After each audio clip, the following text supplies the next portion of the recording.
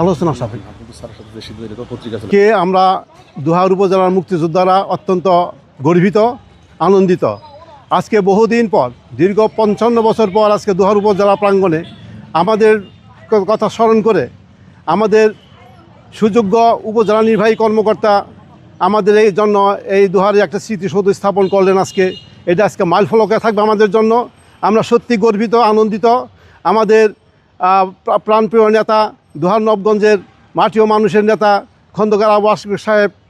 দোহার উপজেলায় আমাদের শহীদদের উদ্দেশ্যে আমরা যে শ্রদ্ধার্ঘ অর্পণ করে থাকি, সে ধরনের কোনো স্থায়ী কোনো আমাদের স্মৃতিসৌধ নাই।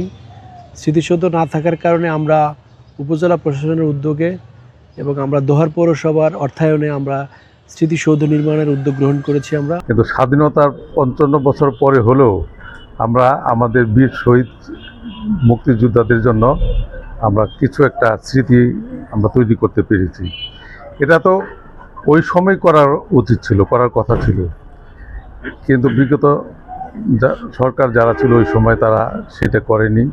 তবে একটি জিনিস আমাদের মাথায় রাখতে হবে, এই স্তম্ভ তৈরির যে আজকে আমরা করলাম, এই স্তম্ভের কারিগর যারা ছিলেন, যাদের কারণে, যাদের বুকের তাজা রক্তের বিনিময়ে আমরা এই স্তম্ভটি পেয়েছি, তাদেরকে যেন আমরা ভুলে না যাই, তাদেরকে যেন আমরা যথাযোগ্য মর্যাদায় তাদেরকে আমরা স্মরণ করতে পারি।